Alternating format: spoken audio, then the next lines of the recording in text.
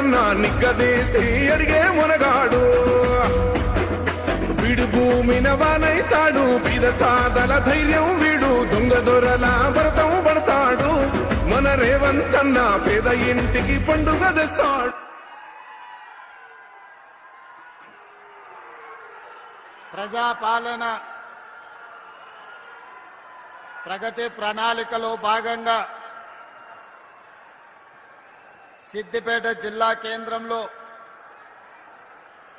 వ్యవసాయ శాఖ మంత్రివర్యులు పెద్దలు తుమ్మల నాగేశ్వరరావు గారి అధ్యక్షతన ప్రజాపాలన ప్రగతి ప్రణాళికలో భాగంగా ఆయిల్ ఫామ్ ఫ్యాక్టరీని ప్రారంభించి రైతు భరోసా రైతు ఖాతాలలో దాదాపుగా 3,600 కోట్ల రూపాయలు 70 లక్షల మంది రైతుల ఖాతాలలో వేయడానికి బ్రహ్మాండమైన కార్యక్రమాన్ని ఏర్పాటు చేసి ఈ కార్యక్రమంలో నాతో పాటు జిల్లా ఇన్ఛార్జ్ మంత్రివర్యులు వివేక్ వెంకటస్వామి గారు, ఈ జిల్లా నుంచి ప్రాతినిధ్యం వహిస్తున్న సోదరులు పెద్దలు దామోదర్ రాజ నరసింహ గారు, మరొక మంత్రివర్గ సహచరులు పొంగులేటి శ్రీనివాసరెడ్డి గారు, యువ మిత్రులు సహచర మంత్రివర్గ సభ్యులు మీ అభిమాన నాయకులు పొన్నం ప్రభాకర్ గారు,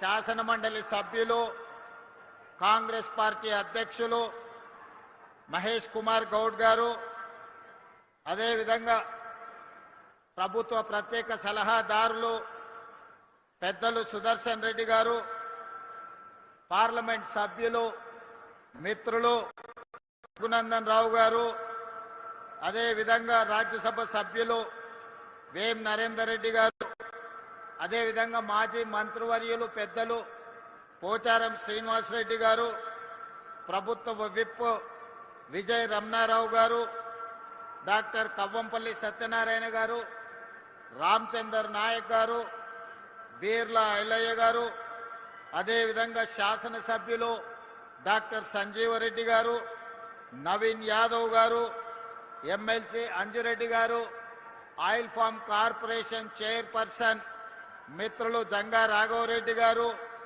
అదేవిధంగా కార్పొరేషన్ చైర్మన్ అన్వేష్ రెడ్డి గారు, మా అక్క సోదరిమణి కార్పొరేషన్ చైర్పర్సన్ నిర్మలా జగ్గారెడ్డి గారు, అదేవిధంగా ఐఏఎస్ అధికారి విద్యా కమిషన్ చైర్పర్సన్ అక్నూరు మురళి గారు, నర్సారెడ్డి గారు, జిల్లా పార్టీ అధ్యక్షులు ఆకాంక్ష రెడ్డి గారు, వేదిక మీద ఉన్న పెద్దలందరూ, ప్రాణ సమానులైన సిద్దిపేట జిల్లా నుంచి వచ్చిన రైతాంగానికి అందరికీ, ముఖ్యంగా పాలపిట్టల లెక్క మెరిసిపోతున్న మా అక్కలందరికీ హృదయపూర్వకంగా నమస్కారం. ఈ వ్యవసాయ పండుగ దినాన ఉగాది పండుగ సందర్భంగా ఇంతమంది ఆడబిడ్డలు మొన్న చీర సారె రూపంలో ఈ ప్రభుత్వం ఇందిరమ్మ చీర పెడితే ఆ చీర కట్టుకొని ఈ పండుగ నాడు సోదరుడిని ఆశీర్వదించడానికి వచ్చినందుకు మా ఆడబిడ్డలందరికీ ప్రత్యేకంగా కృతజ్ఞతలు, ధన్యవాదాలు. ఇంతకుముందు మిత్రులు రఘునందన్ రావు గారు ఒక మాట చెప్పిండ్రు, ఎద్దేడ్చిన వ్యవసాయం రైతు ఏడ్చిన రాజ్యం సుభిక్షంగా ఉండదు అని. ఈ నానుడిని మా ప్రభుత్వం, వ్యక్తిగతంగా నేను సంపూర్ణంగా విశ్వసిస్తాను, నమ్ముతాను. అందుకే ప్రజాపాలనలో ఎన్ని సమస్యలు ఎదురైనా, సంక్షేమానికి ఎన్ని ఇబ్బందులు వచ్చినా, ఆర్థిక పరిస్థితులు మమ్మల్ని ఎన్నో రకాలుగా ఇబ్బంది పెడుతున్నా, రైతులకు సంబంధించిన ఏ సంక్షేమ పథకాన్ని కానీ, రైతులకు అందించాల్సిన ఉచిత కరెంటు కానీ ఎక్కడా లోటు రానియకుండా, అదేవిధంగా రైతులు పండించిన పంటను చివరి గింజ వరకు కొనాలి అని కార్యక్రమంగా పెట్టుకొని, కొన్న పంటకు గిట్టుబాటు ధరనే కాదు 500 రూపాయల బోనస్ కూడా ఇచ్చి రైతుల కళ్ళల్లో ఆనందం చూడాలి అని ఈ ప్రభుత్వం నిరంతరం తాపత్రయపడుతుంది, ప్రయత్నం చేస్తుంది. అందులో భాగంగానే ఈనాడున్న ఆర్థిక పరిస్థితులు అభివృద్ధి కార్యక్రమాలకు అవరోధంగా మారిన బట్టి విక్రమార్క గారితో మాట్లాడి రైతులకు మనం ఇస్తున్న రైతు భరోసా పెంచడమే కాదు, వాళ్లకు ఈరోజు సిద్దిపేట గడ్డ మీద నుంచి రైతు భరోసా నిధులను విడుదల చెయ్యాలని ఇంతకుముందు కంప్యూటర్లో తుమ్మల నాగేశ్వరరావు గారు ఇతర సహచర మంత్రివర్గ సభ్యుల సమక్షంలో 70 లక్షల మందికి 3,600 కోట్ల రూపాయలు దాదాపుగా ఇవాళ బటన్ నొక్కితే రేపటిలోగా మీ ఖాతాలలో ప్రతి రైతుకు 70 లక్షల మంది రైతుల ఖాతాలలో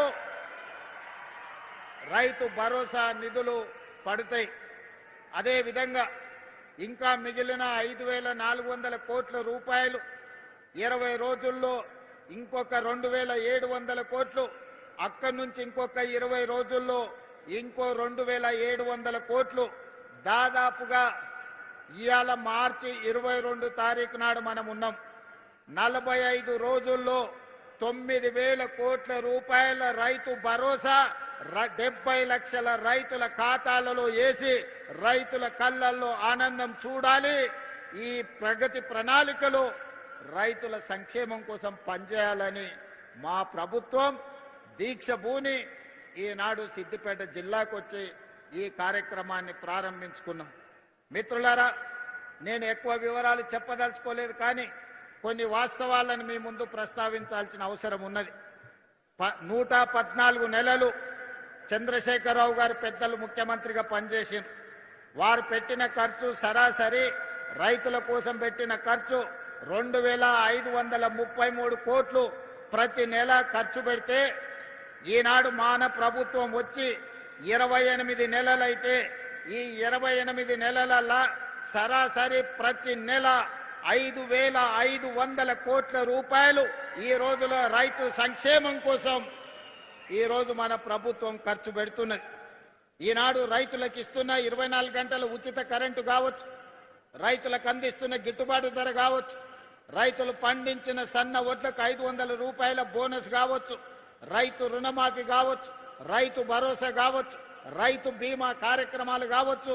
మీకు అకాల వర్షాలు వరదలు వస్తే ముఖ్యంగా కామారెడ్డి ప్రాంతంలో ఏ అకాల వర్షం వచ్చినా, ఏ వడగండ్ల వాన పడ్డా ముఖ్యంగా కామారెడ్డి ప్రాంతంలో రైతులకు కష్టాలు వస్తున్నాయి. ఇసుక మేటలు వేరినాయి. మొన్నటిసారి వచ్చిన తుఫాన్లో మీ జిల్లాలో చాలా దగ్గరలో చెరువులు తెగిపోతే ఈడ కాలువలు ఇసుక మేటలు పేరితే నేనే స్వయంగా వచ్చిన ఆ సందర్భంగా మిత్రుడు రఘునందన్ రావు గారు కూడా కొన్ని సమస్యల్ని మా దృష్టికి తీసుకురావడం జరిగింది. ప్రతి దగ్గర రైతుకు పంట నష్టం జరిగితే, అకాల వర్షాలు వచ్చినా, వరదలు వచ్చినా, వడగండ్ల వాన పడ్డా రైతుకు ఎకరాకు 10,000 రూపాయల లాగా నష్ట పరిహారాన్ని అందించి ఈనాడు రైతులను ఆదుకుంటే ఈ 28 నెలల్లో దాదాపుగా 1,30,40,000 కోట్ల రూపాయలు కేవలం రైతుల కోసమే ఖర్చు పెట్టి, ఇది రైతు ప్రభుత్వం, రైతు రాజ్యం అని చెప్పి రైతును రాజును చెయ్యాలని ఈనాడు మన ప్రభుత్వం ప్రయత్నం చేస్తుంది. మీ ఆశీర్వాదం, మీ అండదండలు ఉండడంతో ఈనాడు ఈ కార్యక్రమాన్ని అద్భుతంగా ముందుకు తీసుకెళ్తున్నాం. అదేవిధంగా మిత్రులారా, ఇంతకుముందు తుమ్మల నాగేశ్వరరావు గారు ఒక మాట చెప్పిండ్రు. ఈరోజు కేవలం వరి, ఈరోజు రాష్ట్రము చిన్నదైనా భారతదేశంలో ఈ 2 సంవత్సరాలు ప్రతి పంట మొట్టమొదటి స్థానం భారతదేశంలో తెలంగాణ రాష్ట్రం ముందు నిలబడ్డది వరి పండించడంలో. పోయిన సంవత్సరం 2,58,00,000 మెట్రిక్ టన్నుల వరి ఉత్పత్తి చేసి దేశంలోనే నెంబర్ 1 రాష్ట్రంగా ఈనాడు తెలంగాణ రాష్ట్రం నిలబడ్డది. కానీ ఈనాడు మా రైతులను చైతన్యం కలిగిన నిజామాబాద్, అదేవిధంగా మెదక్ జిల్లా ప్రాంత రైతాంగాన్ని నేను ఈ వేదిక మీద నుంచి విజ్ఞప్తి చేయదలుచుకున్నా. ఒకనాడు ఈ ప్రాంతంలో నిజాం సర్కారు ఉన్నప్పుడే నిజాం చక్కెర కర్మాగారాన్ని కట్టడం జరిగింది. ఈ ప్రాంతంలో రైతులు కమర్షియల్ క్రాప్లు పండించడంలో చాలా చైతన్యం కలిగిన వాళ్ళు. ఈ ప్రాంతంలోనే చెరుకు పండించేది, ఈ ప్రాంతంలోనే సోయాబీన్ పండించేది, ఈ ప్రాంతంలోనే మొక్కజొన్న పండించేది, ఈ ప్రాంతంలోనే ఎర్రజొన్నలు పండించేది, ఈ ప్రాంతంలోనే మీరు పసుపు పండించేది. ఆనాడు పెద్దలు చెప్పేవాళ్ళు, నేను నిజామాబాద్ వెళ్ళినప్పుడు ఒకప్పుడు ఒక క్వింటాల్ పసుపు మార్కెట్లో అమ్మితే తులం బంగారం కొనుక్కొని ఇంటామ కోసం తీసుకొచ్చేది అని. మరి ఇవాళ తులం బంగారమేమో 2 లక్షలు అయింది, పసుపుకు మాత్రము ఈరోజు ధరలు లేవు. కానీ ఈనాడు వ్యవసాయంలో మార్పు రావాలి. ఈరోజు పామాయిల్ ఫ్యాక్టరీని దాదాపుగా 750 కోట్ల రూపాయలతోని ఈనాడు కార్పొరేషన్ ఆధ్వర్యంలో ఈరోజు ప్రారంభించుకున్నాం. తుమ్మల నాగేశ్వరరావు గారు, రఘునందన్ రావు గారు చెప్పినట్టు తెలంగాణ రాష్ట్రంలో పామాయిల్ పంట ఈనాడు 3 లక్షల ఎకరాలకు చేరింది. 3 లక్షల ఎకరాలు కాదు, 10 లక్షల ఎకరాల పామాయిల్ పండించినా కొనడానికి ప్రభుత్వం సిద్ధంగా ఉంది. మీకు లాభసాటి వ్యవసాయంగా మారుతుంది. రైతును పంట మార్పిడిలోకి రావాల్సిందిగా నేను విజ్ఞప్తి చేస్తున్నా. ఇవాళ వేదిక మీద వరంగల్ రైతులు ఉన్నారు, రాజకీయ నాయకులు ఉన్నారు, ఖమ్మం జిల్లాకు సంబంధించిన వాళ్ళు ఉన్నారు, నల్గొండకు సంబంధించిన వాళ్ళు ఉన్నారు. మీరు ఖమ్మం వరంగల్ ప్రాంతానికి పోతే మీకు పత్తి పండుతుంది, మిర్చి పండుతుంది. నల్గొండకు వస్తే వడ్లతో పాటు కొన్ని కందులు పండుతాయి. ఆ నుంచి మా మహబూబ్నగర్కి వస్తే పచ్చజొన్నలు, సజ్జలు, కందులు పండుతాయి. మా దగ్గర దోసకాయలు పండుతాయి.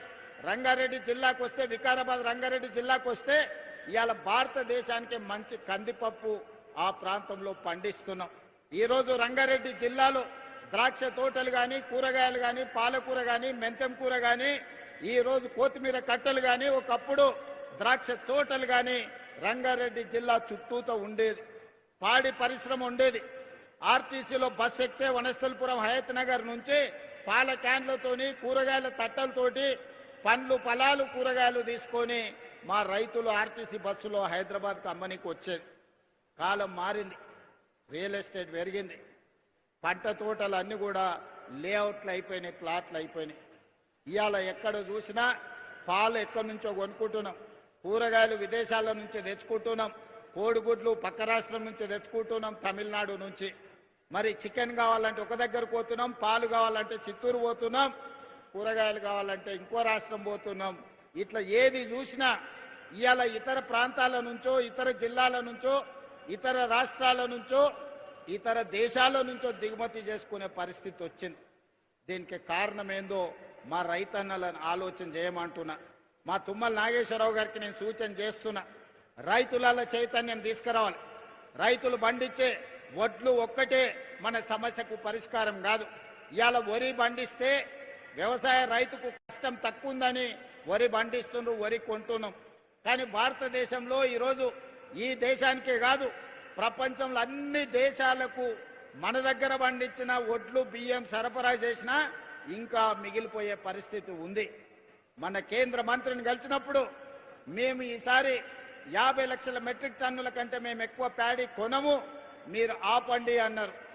ఇప్పటికే ఈ సంవత్సరం 71 లక్షల మెట్రిక్ టన్నుల వడ్లు మనం కొన్నాం. మరి కొన్న వడ్లు ఏం చేయాలో మీరు ఆలోచన చేయండి. ఇవాళ గిట్టుబాటు ధరతో పాటు బోనస్ ఇచ్చి కొన్న తర్వాత, ఈరోజు పేదలకు సన్న బియ్యం ఇచ్చిన తర్వాత ఇంకా లక్షల మెట్రిక్ టన్నుల వడ్లు, బియ్యం మన దగ్గర మిగిలిపోతున్నాయి. ఈరోజు విదేశాలకు ఎగుమతి చేద్దామంటే సరైన గిట్టుబాటు ధర లేదు, లాభసాటిగా లేదు, సమస్యలు వస్తున్నాయి. మరి అందుకే ఇవాళ పంట మార్పిడికి మనం పూనుకోవాలి. ప్రభుత్వం రైతులను ప్రోత్సహించాలి, మిల్లెట్స్ పండించాలి, కూరగాయలు పండించాలి, పండ్లు పండించాలి. ఈరోజు పాలకూర లాంటి ఆకుకూరలన్నిటిని కూడా మనం పండించాలి. ఈరోజు రైతులకు పాలు కావాలి అంటే పేద పట్టణంలో ఉండే వాళ్లకు ఈరోజు పాలు పండ్లు కొనాలంటే ఎక్కడికో పోవాల్సి వస్తుంది. వీటన్నిటినీ ఈరోజు మన పంట మార్పిడి ద్వారా రైతులకు అన్ని అవకాశాలు కల్పించాలి. రైతులను ప్రోత్సహించడానికి ప్రణాళికలు సిద్ధం చేయాలి. తుమ్మల నాగేశ్వరరావు గారు వ్యవసాయ శాఖ మంత్రే కాదు, ఆయననే పెద్ద రైతు. రైతుకున్న సమస్య తుమ్మల నాగేశ్వరరావు గారికి సంపూర్ణమైన అవగాహన ఉంది. ఏదైనా యూనివర్సిటీ పరీక్ష పెడితే ఆయనకు డాక్టరేట్ వస్తుంది వ్యవసాయం మీద. వ్యవసాయంలో ఆయన ప్రజాప్రతినిధిగా ఉంటే ప్రజలల్లో ఉంటాడు, ప్రజాప్రతినిధిగా లేకపోతే వ్యవసాయ పొలాలలో లొంగి కట్టుకొని వ్యవసాయ పనుల మీద ఉంటాడు. ఇవాళ అలాంటి వాడు మనకు వ్యవసాయ శాఖ మంత్రిగా ఉండడం మన అందరి అదృష్టం. అందుకే తుమ్మల నాగేశ్వరరావు గారికి నేను విజ్ఞప్తి చేస్తున్నా, పంట మార్పిడికి అవసరమైన ప్రణాళికలు తీసుకురండి. కేంద్ర ప్రభుత్వంతో మాట్లాడదాం, మోడీ గారిని అడుగుదాం. మిత్రుడు రఘునందన్ రావు గారు ఉన్నారు, కిషన్ రెడ్డి గారు ఉన్నారు, బండి సంజయ్ గారు ఉన్నారు, 8 మంది ఎంపీలు ఉన్నారు. తెలంగాణ రాష్ట్రంలో పంట మార్పిడి ద్వారా రైతులకు లాభసాటిగా కేంద్ర ప్రభుత్వం రాష్ట్ర ప్రభుత్వం కలిసి మెలిసి ఏ విధంగా లాభసాటిగా చేద్దాం, రైతులు తలెత్తుకొని నిలబడే విధంగా, రైతులు పండించిన పంటకు లాభసాటిగా ధరలు వచ్చే విధంగా ఈరోజు పామాయిల్ పండిస్తే 4 సంవత్సరాలు మనకు రిజల్ట్ రాదు అని చెప్తున్నారు. 4 ఏళ్లు మరి రైతు ఎట్లుండాలంటే రైతును ఆదుకోవాల్సిన అవసరం ఉంది అని ఇంతకుముందు మిత్రులు చెప్పారు. అందుకే కేంద్ర ప్రభుత్వంతో పాటు కేంద్ర ప్రభుత్వం రూపాయి ఇస్తే తెలంగాణ నుంచి కూడా ఇంకో రూపాయి తోడేసి ఆ 2 రూపాయలు రైతుకి 4 ఏళ్లు బతకడానికి, జీవనం సాగించడానికి సహకారం అందిస్తాం. పామాయిల్ ఫ్యాక్టరీలు కడదాం. ఈ వేదిక మీద నుంచి తుమ్మల నాగేశ్వరరావు గారికి నేను విజ్ఞప్తి చేస్తున్నా, మా కొడంగల్ అత్యంత వెనుకబడిన ప్రాంతం, అమాయకులు మంచోళ్ళు, అడగడం కూడా రానోళ్ళు. అందుకే ఇవాళ నేను బాధ్యత ఎక్కువ తీసుకోవాల్సి వచ్చింది. చాలా రోజుల నుంచి ఉపాసం అన్నారు, 1 పూట తిని బతికాను. ఇప్పుడన్నా నేను ఉన్నప్పుడన్నా 2 పూటల భోజనం పెట్టి పొద్దుటి పూట కొంచెం టిఫిన్ పెడితే మా రైతులు, మా ప్రాంత ప్రజలు కొంత బాగుపడతారు. అందుకే తుమ్మల నాగేశ్వరరావు గారికి వేదిక మీద నుంచి విజ్ఞప్తి చేస్తున్నా, సిద్దిపేటలో కట్టిన ఈ ఫ్యాక్టరీ కొడంగల్ నియోజకవర్గంలో కూడా ఇట్లాంటిది ఒక ఫ్యాక్టరీ కట్టండి, మా రైతులకు ఉపయోగపడుతుంది. దయచేసి తుమ్మల గారు, అదేవిధంగా మిత్రులు దామోదర్ రాజనరసింహ గారు, మహబూబ్ నగర్ జిల్లా ఇన్ఛార్జ్ మంత్రివర్యులు వారు, దామోదర్ రాజనరసింహ గారు ఒక్కసారి సమీక్ష చేసి ఇంత మంచి ఫ్యాక్టరీని నా నియోజకవర్గంలో కట్టడానికి దామోదర్ రాజనరసింహ గారిని, తుమ్మల నాగేశ్వరరావు గారిని విజ్ఞప్తి చేస్తున్నా. ఇది మంచి లాభసాటి వ్యవసాయం. ఇలాంటివి వస్తే, ఇలాంటి పరిశ్రమలు వస్తే మన పిల్లలు చదువుకోవడానికి, మన కుటుంబం బాగుపడడానికి, మనం ఒక మంచి ఇల్లు కట్టుకోవడానికి, మనం మంచి కారు కొనుక్కోవడానికి ఎవరి దగ్గరను పోయి చేయి ఆపాల్సిన అవసరం లేదు. ఇవాళ పెద్దలు సుదర్శన్ రెడ్డి గారు ఉన్నారు. మనందరికీ తెలుసు, మనం అంకాపూర్ చికెన్ అని తింటుంటాం అప్పుడప్పుడు. అంకాపూర్ అమెరికాలో లేదు, నిజామాబాద్లో ఉంది అంకాపూర్ అనే ఊరు. ఆ కాలంలో మారుతి కార్లు వచ్చినప్పుడు ఊరంతా వ్యవసాయం చేసుకునే రైతులు అందరూ పోయి మారుతి కార్లు కొనుక్కొని వచ్చారు. వ్యవసాయము లాభసాటిగా అంకాపూర్ వాళ్ళు అంటే మా మహేష్ గౌడ్ గారు అంటుంటారు, మీరు వ్యవసాయం నేర్చుకోవాలంటే మా అంకాపూర్ వచ్చి చూడండి అని. సంతోషమే, చూస్తాం. కానీ తెలంగాణలో 12,702 గ్రామ పంచాయతీలు ఉన్నాయి. ప్రతి గ్రామ పంచాయతీ ఒక అంకాపూర్ కావాలి. ప్రతి రైతు వ్యవసాయంలో సంపాదించి, వ్యవసాయంలో పంట పండించి కారు కొనుక్కునే స్థాయికి రావాలి. ఆ విధంగా అంకాపూర్ అనే గ్రామాన్ని ఆదర్శంగా తీసుకొని తెలంగాణ రాష్ట్రం 12,728 గ్రామ పంచాయతీలు ఉన్నాయి. అన్ని గ్రామ పంచాయతీలను అంకాపూర్ లాగా తీర్చిదిద్దాల్సిన బాధ్యత ఈ ప్రభుత్వం మీద ఉన్నది. ఆ కార్యక్రమాన్ని మన అందరం కలిసి భుజాలకు ఎత్తుకుందాం. ఇవాళ రైతులు వేరే పంటకు పోతే నష్టం జరుగుతుందని ఆలోచన చేయకండి. ఇవాళ మిల్లెట్స్ అని, ఆర్గానిక్ ఫుడ్ అని ఈరోజు రకరకాల పండ్లు, కూరగాయలు ఎక్కడెక్కడి నుంచో కొనుక్కుంటున్నాం. అదే మన దగ్గర పండించుకుంటే లాభసాటిగా ఉంటుంది, ఎక్కడికో వెళ్లాల్సిన పని లేదు. ఇవాళ అమెరికన్ రీసెర్చ్ సెంటర్ ఇక్రిసైట్ వచ్చి మీ దగ్గరనే పెట్టారు. ఎందుకు ఇక్రిసైట్ ఇక్కడ పెట్టారు? వ్యవసాయ పరిశోధన కేంద్రాన్ని అమెరికా ప్రభుత్వం హైదరాబాద్లో మెదక్ జిల్లాలో పెట్టిందంటే ఇక్కడ సారవంతమైన భూములు ఉన్నాయి. ఈ సారవంతమైన భూములు ఒక్కొక్క జిల్లా ఒక్కొక్క పంటకు ప్రతిదీ, ఒక్కొక్క జిల్లాలో, ఒక జిల్లాలో చెరుకు పండితే, ఒక జిల్లాలో పత్తి పండితే, ఒక జిల్లాలో మిర్చి పండితే, ఒక జిల్లాలో పసుపు పండితే, ఓ జిల్లాలో కందులు పండితే, ఓ జిల్లాలో ఎర్రజొన్నలు పండితే, ఓ జిల్లాలో ద్రాక్ష తోటలు పండుతాయి, ఓ జిల్లాలో టమాటాలు పండితే, ఇంకొక జిల్లాలో వంకాయలు పండుతాయి, దోసకాయలు పండుతాయి, బెండకాయలు పండుతాయి. తెలంగాణ సారవంతమైన భూమి. ఈ సారవంతమైన భూమికి పనిచేసే కష్టపడే రైతు అవసరం ఉంది. ఇవాళ ఫ్యాక్టరీలు, పెద్ద పెద్ద ఉద్యోగాలు, ఐటీ కొలువుల కంటే కూడా 2 ఎకరాల వ్యవసాయంలో అంతకంటే ఎక్కువ సంపాదించడానికి అవకాశం ఉన్నది. అందుకే ప్రభుత్వాలు కూడా వినూత్నంగా ఆలోచన చేయాలి. ప్రభుత్వాలు సాంకేతిక నైపుణ్యాన్ని రైతులకు అందుబాటులోకి తీసుకురావాలి. రైతులకు అవగాహన కల్పించాలి. రైతులకు విత్తనాలు ఇవ్వాలి. రైతులు పంట పండించడానికి అవకాశం ఇవ్వాలి. రైతు పండించిన పంటను ప్రభుత్వం అమ్మడానికి అవసరమైన కొనుగోలు కేంద్రాలను ఏర్పాటు చేయడమే కాకుండా అంతర్జాతీయ మార్కెట్లో మన రైతులు పండించిన పంటలు ఎగుమతి చేసుకోవడానికి ప్రభుత్వం బాధ్యత తీసుకొని ఎగుమతి చెయ్యాలి. దానికి సంబంధించి మన ప్రభుత్వం ప్రయత్నం చేస్తుంది. నాకు కావాల్సిందంతా వయసు ఉంది, ఓపిక ఉంది, అవగాహన ఉంది. తెలివంది అడిగి తెలుసుకుంటా. నాకు తెలుసని నేను గొప్పలకు ఓను. తెలివంది ఏమని ఉంటే తెలుసుకుంటా. నేను తెలుసుకున్నది మీతో పంచుకుంటా. నేను మీతో పంచుకున్నది మీరు పంట పండిస్తే తెలంగాణ అద్భుతమైన తెలంగాణ, బంగారు తెలంగాణ అంటే గిదే బంగారు తెలంగాణ. తెలంగాణలో పంటే ప్రతి పంట, ప్రతి గింజ బంగారు తెలంగాణలో భాగస్వాములను చేస్తుంది అని చెప్పి ఈనాడు మా రైతాంగం అందరూ కూడా కదిలి రావాలి. ముఖ్యంగా మా అన్నలు నగదు ఉంటే సాయంత్రం బెల్ట్ షాప్కి ఇచ్చొస్తారు. కానీ ఆ నగదు మా అక్కల దగ్గర ఉంటే ఇంటికి ఉపయోగపడుతుంది, పిల్లల చదువులకు ఉపయోగపడుతుంది, వ్యవసాయంలో ఎరువులు ఏమైనా కొనుక్కోవడానికి ఉపయోగపడుతుంది.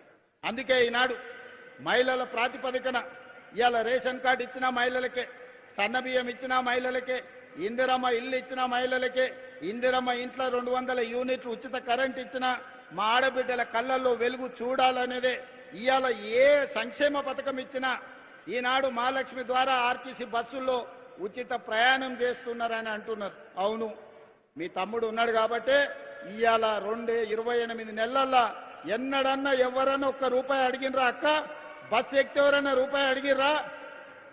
ప్రారంభించినాడు మా ఎమ్మెల్యేమ్మ అడిగింది, యశస్విని రెడ్డి. మరి పైసలు అడిగితే ఎట్లా అని నేను చెప్పిన, ప్రతి ఆడబిడ్డను హ్యాండ్ బ్యాగ్లో మీ సోదరుడి ఫోటో పెట్టుకొని ఆ కండక్టర్కి నా టికెట్ పైసలు అడితే మా తమ్ముడు పట్నం వాళ్ళు ఉంటాడు, పోయి తెచ్చుకోపో అని చెప్పమని చెప్పిన. ఈ 2 ఏళ్ళల్లో మా అక్కలు చెప్పాలి. అంతకుముందు అమ్మగారి ఇంటికి పోవాలంటే ఇంటి ఆయనను అడగాల్సిన పరిస్థితి. అమ్మవారిని దర్శించుకోవాలంటే ఏం పోతావు లే అమ్మ అంటే బాధపడి ఇంట్లో ఉండేది. ఇవాళ అమ్మగారి ఇంటికి పోవాలన్నా, అమ్మవారిని దర్శించుకోవాలన్నా ఇంటి ఆయన బాయ్ కాడుకో ఇంటికి వచ్చే లోపల పోయి చూసి మళ్ళీ ఇంటికి వచ్చి రావచ్చు. మళ్ళీ ఎప్పటిలాగే ఈటీవీ మా టీవీ సీరియల్ చూడవచ్చు. అవునా? మరి ఇవాళ ఆర్టీసీ బస్సుల ఉచిత ప్రయాణానికి 9,000 కోట్ల రూపాయలు మన ప్రభుత్వం ఖర్చు పెట్టింది. ప్రతి నెల మా ఆడబిడ్డల బస్సు ఉచిత ప్రయాణానికి 350 కోట్ల రూపాయలు నెల నెల టంచన్గా ఆర్టీసీకి ఇచ్చి నష్టాలలో ఉండి ఆత్మహత్యలు చేసుకుంటున్న ఆర్టీసీ కార్మికులను 50,000 కుటుంబాలను ఇవాళ ఈ పథకం ద్వారా మనం ఆదుకోవడం జరిగింది.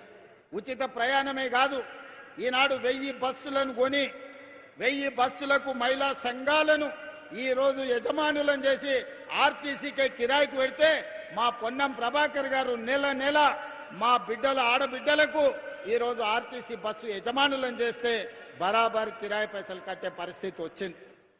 ఇవాళ పెద్ద పెద్ద కంపెనీలు కాదు, ఈ రోజు మా ఆడబిడ్డలే 1000 బస్సులకు యజమానులు అయ్యారు. ఉచిత ప్రయాణమే కాదు, బస్సులకు మా ఆడబిడ్డలు యజమానులు అయ్యారు.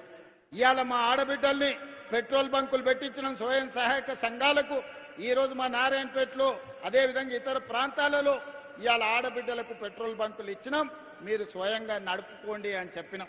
ఇవాళ 67 లక్షల మంది ఆడబిడ్డలు స్వయం సహాయక సంఘాలలో సభ్యులుగా ఉన్నారు. అందుకే నేను ఒక మాట చెప్పిన, మా అధికారులకు ఆదేశాలు ఇచ్చిన 2034 సంవత్సరం లోపల 1 కోటి మంది సభ్యులను చెయ్యాలి. 1 కోటి మందిని కోటీశ్వరులను చేసే వరకు విశ్రమించేదే లేదు. ఆడబిడ్డల కోసం ఈ ప్రభుత్వం పని చేస్తుందని చెప్పినాం. మా అక్కలందరికీ నేను సూచన చేస్తున్నా, ఇవాళ మీరు 67 లక్షల మంది సభ్యులు ఉన్నారు. దీన్ని 1 కోటి మందిని చేసే బాధ్యత ప్రతి సంఘం సభ్యురాలు బాధ్యత. ముఖ్యంగా పట్టణాలలో తక్కువ చేరింది, పల్లెటూర్లలో 90% చేరింది, కానీ పట్నంలో తగ్గిరు. పట్నంలో కూడా సంఘం సభ్యులను పెంచండి. ఇప్పటి వరకు 28 నెలల 57,000 కోట్ల రూపాయల బ్యాంకు లింకేజ్ ఇచ్చి 0 వడ్డీ మీద 1,350 కోట్ల రూపాయలు ఇవాళ బ్యాంకులకు మన ప్రభుత్వం కట్టింది. ఇవాళ మీరు ధైర్యంగా బ్యాంకుల లింకేజ్ తీసుకోండి, వ్యాపారాలు చేయండి, ఆర్థికంగా ఎదగండి. మీకు అండగా ఈ ప్రభుత్వం నిలబడుతుంది. ఒకనాడు సోలార్ విద్యుత్ అంటే తుమ్మల నాగేశ్వరరావు గారు, ఒకప్పుడు సోలార్ విద్యుత్ అంటే అదానీ అంబానీలే ఉండేది. కానీ ఇవాళ సోలార్ విద్యుత్ అంటే 1000 మెగావాట్లకి యజమానులు మా ఆడబిడ్డలైనరు. ఇవాళ అదానీ అంబానీతోని మా ఆడబిడ్డలు సోలార్ విద్యుత్ ఉత్పత్తి చేస్తే రాష్ట్ర ప్రభుత్వం కొనుగోలు చేస్తుంది. ఇవాళ మా ఆడబిడ్డలకు తెలియని వ్యాపారం లేదు, వ్యాపారంలో మెలకువలు లేవు. అందుకే హైటెక్ సిటీ పక్కన మైక్రోసాఫ్ట్, ఇన్ఫోసిస్ లాంటి ఐటీ కంపెనీలు ఉన్నాయన్నారు.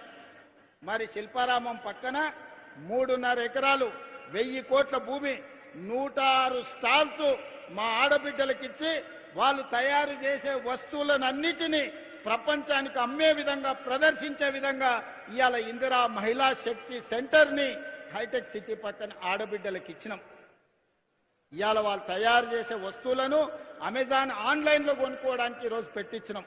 మా ఆడబిడ్డలు తయారు చేసే ఉత్పత్తి వస్తువులు ఈ రోజు ప్రపంచానికే ఈ రోజు మార్గదర్శకంగా తయారైనాయి. అందుకే మా ఆడబిడ్డలందరినీ నేను కోరుకునేది ఒక్కటే, మీరు ఆర్థికంగా నిలబడాలి. స్వయం శక్తితోని ఉన్నప్పుడే, మీ కాళ్ళ మీద మీరు నిలబడ్డప్పుడే మీ కుటుంబంలో గౌరవం ఉంటుంది. భర్త అయినా కొడుకైనా ఆడబిడ్డ చేతిలో నగదు ఉన్నప్పుడు ఇచ్చే మర్యాద వేరు. ఆడబిడ్డ చేతిలో నగదు లేకపోతే పండుగ పూట చీర కొనుక్కోవాలన్నా కొడుకునో మొగుడునో అడగాల్సి వస్తే ఆత్మగౌరవం ఉండదు. అందుకే ఇవాళ మీ సోదరుడిగా, తెలంగాణ రాష్ట్ర ముఖ్యమంత్రిగా అహర్నిశలు మీకోసం కష్టపడతా, మీకోసం పనిచేస్తా, మీకోసం నిలబడతా, మీ సోదరుడిగా నిలబడతా. మీరు నిలబడండి, మీరు ఎదగండి.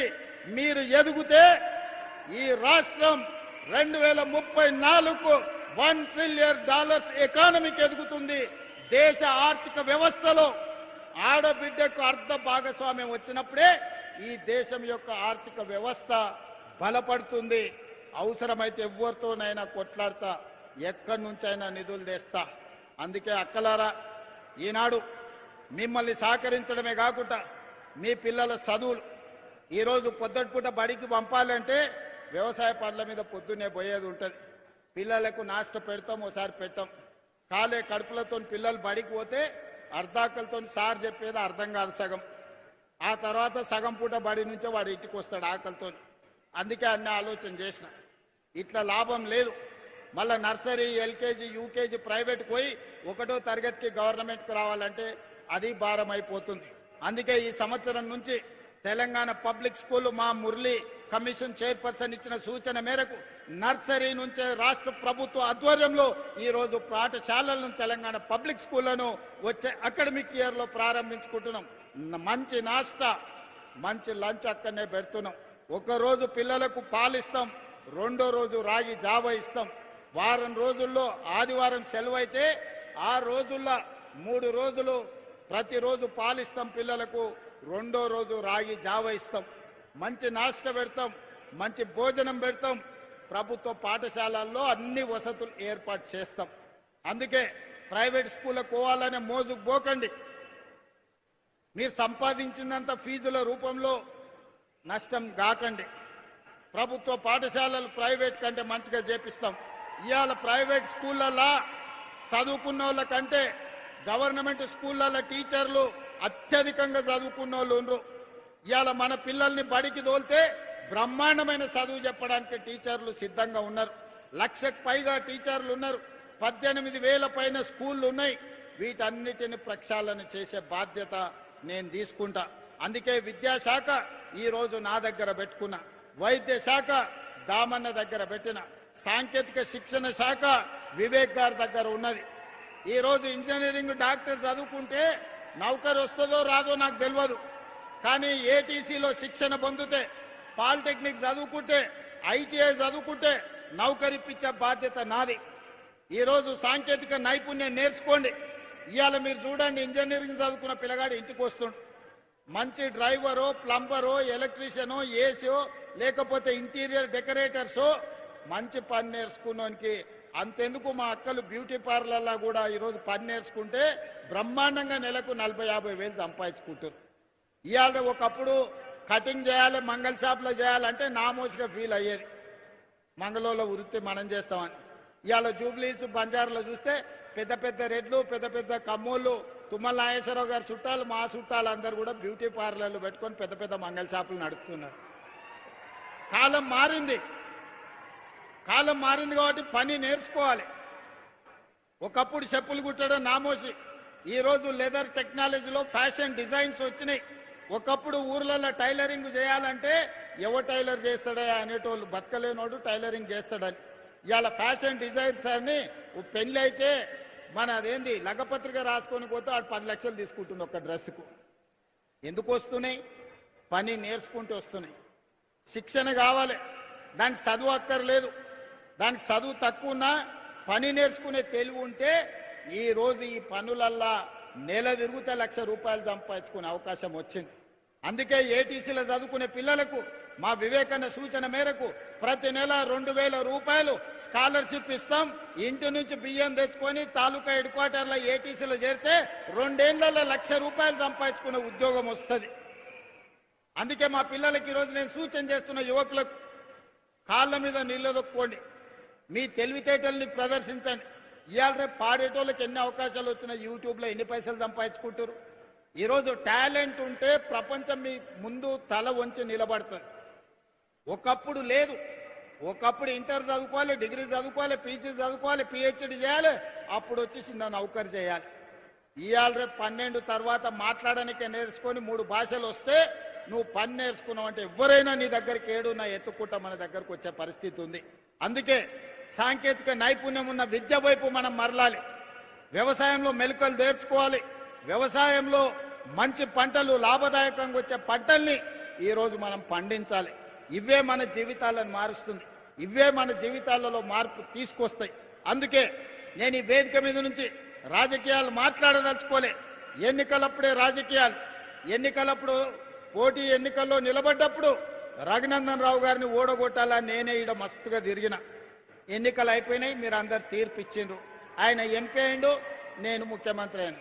మేమిద్దరం ఈరోజు సమన్వయం చేసుకుంటే మీ ప్రాంతం అభివృద్ధి జరుగుతుంది. ఇవాళ సిద్దిపేట ప్రాంతంలో సమస్యలు చెప్పిండు, దుబ్బాక ప్రాంతంలో సమస్యలు చెప్పిండు, ఈరోజు ఇతర ప్రాంతాల సమస్యలు చెప్పిండు. ముఖ్యమంత్రిగా నా బాధ్యత ఎంపీ గారు నా దృష్టికి తీసుకొచ్చిన సమస్యల్ని పరిష్కరించడం. అందుకే ఈరోజు ఇక్కడనే కాదు, రేపు ఎరువులు ఇజ్రాయెల్ ఇరాన్ యుద్ధం జరుగుతుంది. యుద్ధం అక్కడ జరిగితే మనకేందని మన ఎరువులు మొత్తం విదేశాల నుంచే రావాలి, గ్యాస్ అక్కడి నుంచే రావాలి. ఈరోజు మనకు రాబోయే రోజుల్లో యూరియా కొరత వచ్చేటట్టు కనిపిస్తున్నది. యుద్ధం కొనసాగితే యూరియా సమస్య వస్తుంది. కానీ మనకి ఇక్కడ రామగుండం ఫర్టిలైజర్ కార్పొరేషన్ ఉన్నది, ఉత్పత్తి చేస్తుంది. మన దగ్గర ఉత్పత్తి చేసేది మొత్తం మనకే ఇవ్వాలి. దీనికి సంబంధించి తుమ్మల నాగేశ్వరరావు గారికి నేను సూచన చేస్తున్నా, ఒక డెలిగేషన్ తీసుకొని మన ఎంపీలతో పాటు బీజేపీ ఎంపీలను కిషన్ రెడ్డి గారిని కూడా సహకారం తీసుకొని కేంద్ర మంత్రి దగ్గరకు వచ్చి రేపు యుద్ధం ద్వారా మన ప్రాంతంలో ముఖ్యంగా ఎరువుల కొరత, యూరియా కొరతను ఎదుర్కోవడానికి అత్యధికంగా మన రాష్ట్రానికి తెచ్చుకోవడానికి మిత్రులు రఘునందన్ రావు గారిని, కిషన్ రెడ్డి గారి సహకారంతో నరేంద్ర మోడీ గారితో మాట్లాడి ఈరోజు తెలంగాణ రాష్ట్రానికి అత్యధికంగా యూరియా తెచ్చుకునే ప్రయత్నం చేద్దాం. ఎందుకంటే మన రైతులు అత్యధికంగా వరి పండిస్తున్నారు. వరి వేసిందంటే యూరియా కావాల్సిందే. ఈరోజు నానో యూరియా వచ్చింది, శ్రీనివాసరెడ్డి గారు చెప్తున్నారు. దానికి కూడా మనం కొంత మారాలి. రాబోయే సమస్యను ముందుగానే ఊహించి రేపు ఖరీఫ్ పంటల్లో యూరియా సమస్య రాకుండా మనం చర్యలు తీసుకోవాలి. ఇవన్నీ చేయాలంటే రాజకీయ సమన్వయం ఉండాలి. ఎన్నికలు వచ్చినప్పుడు కొట్లాడుకుందాం, ఎన్నికలు వచ్చినప్పుడు పోటీ పడదాం, ఎన్నికలు వచ్చినప్పుడు ఎట్లా గెలవాలనో చూద్దాం. ఎన్నికలు అయిపోయిన తర్వాత అభివృద్ధి కోసమే అంకితం అవుదాం. అభివృద్ధికి సంబంధించిన కార్యక్రమాలను కలిసి కట్టుగా సాధించుకుందాం. దీని ఎవరికి లొంగినట్టో ఎవరికి ఎవరో వంగినట్టో కాదు. మోడీ గారు వస్తే నేనెళ్తా, నేను వస్తే రఘునందన్ రావు గారు వస్తారు. ఇది ఒక మంచి రాజకీయ సాంప్రదాయం. ఈ సాంప్రదాయాన్ని కొనసాగించాలి. ఇవాళ ఈ ప్రాంతంలో ఉన్న ఎమ్మెల్యేలు వచ్చినా మాకు ఎలాంటి అభ్యంతరం లేదు. ఈ వేదిక మీద నుంచి మీ సమస్యలు చెప్తే తప్పకుండా ఈ ప్రభుత్వం పరిష్కరిస్తుంది. ఇవాళ గజ్వేల్లో మనం తెలంగాణ పబ్లిక్ స్కూల్ ఇచ్చినాం. ఈ ప్రాంతంలో young India integrated residential schools ఇచ్చినాం. ఇవాళ వివేక్ గారిని అడిగిన సిద్దిపేటకి ఇందిరమ్మ ఇండ్లు ఇచ్చినామా అని 3500 ఇండ్లు ఈ సిద్దిపేట అసెంబ్లీకి ఇచ్చినాం, గజ్వేల అసెంబ్లీకి ఇచ్చినాం, సిరిసిల్ల అసెంబ్లీకి ఇచ్చినాం. నాకు కేటీఆర్ తోనో, హరీష్ తోనో, చంద్రశేఖరరావు గారితోనో రాజకీయంగా భిన్నాభిప్రాయాలు ఉండొచ్చు. కానీ అక్కడ కూడా పేదోళ్ళు ఉన్నారు, అక్కడ కూడా దళితులు ఉన్నారు, అక్కడ కూడా గిరిజనులు ఉన్నారు, అక్కడ కూడా బలహీన వర్గాలు ఉన్నారు. వీళ్ళని దృష్టిలో పెట్టుకుంటే వాళ్ళకి అన్యాయం జరుగుద్ది. అందుకే ఇవాళ సిరిసిల్ల, సిద్దిపేట, గజ్వేల్ కూడా ప్రతి నియోజకవర్గానికి 3500 ప్రకారం 10,500 ఇండ్లు ఈ 3 అసెంబ్లీ నియోజకవర్గాలలో ఇచ్చి మా నిజాయితీ చూపించుకున్నాం. ఈ పరిశ్రమ ఇవాళ సిద్దిపేటలో ఉంది. నేను కావాలంటే 2024లోనే ఈ పరిశ్రమ పనులు ప్రారంభమైనాయి. నేను ముఖ్యమంత్రి అయినాకనే తుమ్మల నాగేశ్వరరావు గారి పని మొదలు పెట్టారు. కావాలంటే ఇది నేను కొడంగల్కు తీసుకుపోతుంటేనా? ఎందుకు ఇక్కడ కట్టించినాం? ఇక్కడ రైతుల కోసం కట్టించినాం. ఇక్కడ ఉండే ఎమ్మెల్యే కోసం కట్టలే, ఎమ్మెల్యే ఉన్నాడని తరలించలే. ఇవాళ సిద్దిపేటలో కట్టిన తర్వాతనే నా కొడంగల్కి ఇంకొక పరిశ్రమ ఇయ్యమని మా మంత్రులను నేను అడుగుతున్నా. నేను వివక్ష చూపియను, వివక్ష అని చెప్తున్నారు తప్పు. ఒకవేళ వివక్ష గురించి చర్చించాల్సి వస్తే 2014 నుంచి 2024 వరకు మీరు కొడంగల్కి ఎన్ని నిధులు ఇచ్చిండ్రు, ఈ 24 నెలల నేనెన్ని ఈ ప్రాంతానికి నిధులు ఇచ్చినో మొత్తం లెక్క తీద్దాం. వివక్ష మా ఇంట వంట లేదు. మిమ్మల్ని చూసి ప్రజల్ని అంచనా వేయం. ప్రజలతో మాకు ప్రత్యక్ష సంబంధం ఉంది. పేదల పట్ల మాకు ప్రేమ ఉంది, పేదల పట్ల అభిమానం ఉంది. ఆ పేదల కోసం పనిచేస్తాం తప్ప రాజకీయ నాయకుల కోసం పనిచేయం. మీరు అట్లా చేసింది కాబట్టి మేము కూడా అట్లనే ఉంటామని అనుకుంటే అట్లాంటి ఆలోచనలని దూరం పెట్టమని చెప్పి నేను విజ్ఞప్తి చేస్తున్న ఈ శాసనసభ్యుడికి. రాజకీయాలు ఎన్నికలు వస్తే ఓకే, ఎన్నికలు పోటీ పడదాం. ఎవరేందో ప్రజలు తీర్పిస్తారు. నువ్వు చెప్పేది నువ్వు చెప్తావు, నేను చెప్పేది నేను చెప్తా. చివరికి ప్రజలు తీర్పిస్తారు. 2014, 2018 కూడా మేము పోటీ పడ్డాం. ఆనాడు మీకు ఇచ్చిన అధికారం. 2023లో మీరు మేము పోటీ పడ్డాం, కానీ అధికారం మాకిచ్చిండ్రు. 2029లో మళ్ళీ మాకే ఇస్తారు. కాకపోతే ఆ సిద్దిపేట నుంచి ఎమ్మెల్యేని గెలిపించండి. సిద్దిపేట నుంచి గెలిచిన ఎమ్మెల్యేను మా పెద్దలు దామోదర్ రాజనరసింహ గారు, మా వివేక్ వెంకటస్వామి గారు మంత్రిని చేయించే బాధ్యత వాళ్ళిద్దరు తీసుకుంటారు. 2029 ఎన్నికలలో సిద్దిపేటలో గెలిచే ఎమ్మెల్యేను వాళ్ళిద్దరు మంత్రిని చేసే బాధ్యత తీసుకుంటారు. ఈ వేదిక మీద నుంచి నేను మీకు మాట ఇస్తున్నా. ఈ ప్రాంతంలో 1984 నుంచి 2029 వరకు ఒకే కుటుంబం ప్రజలలో ఉన్నారు. ఇతరులకు ఒక అవకాశం ఇవ్వండి అని నేను అడుగుతున్నా. చూడండి, మార్పు చేసి చూడండి, మంచి జరుగుద్దో లేదో చూడండి. అందుకే ఈ ప్రాంత ప్రజలు చైతన్యవంతులు. ఈ ప్రాంత ప్రజలు విచక్షణతో ఆలోచన చేయండి.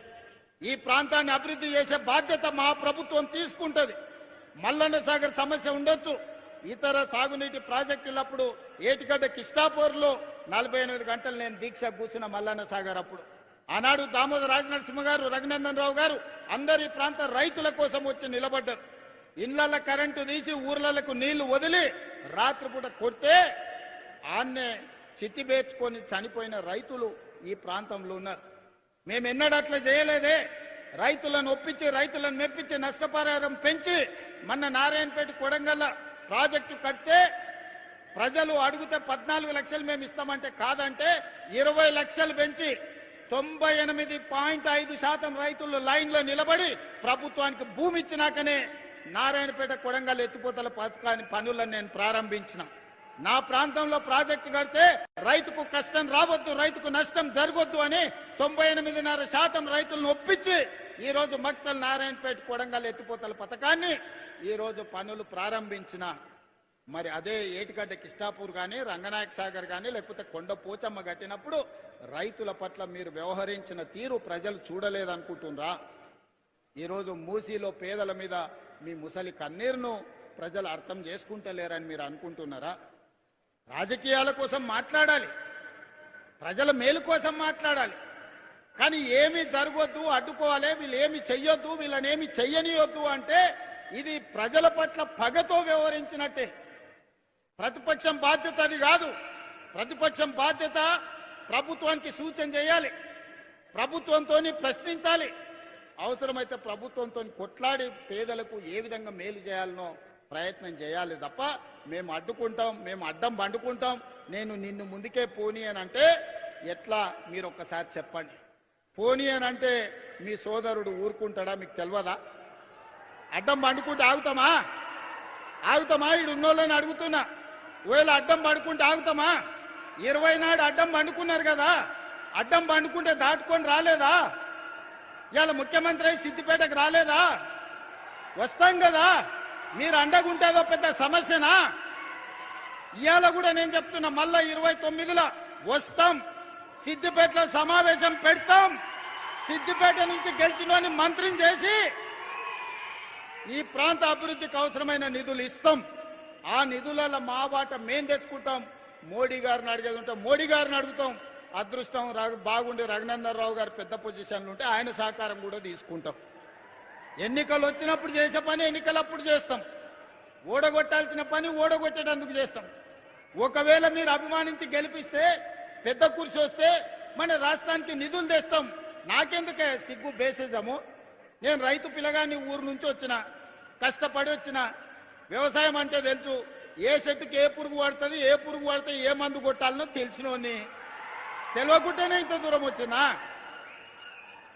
ఏ చెట్టుకి ఏ పురుగు పట్టినా పురుగును వదిలిచ్చే తెలివితేటలు మీరిచ్చిండ్రు, దేవుడు ఆశీర్వదించిండ్రు.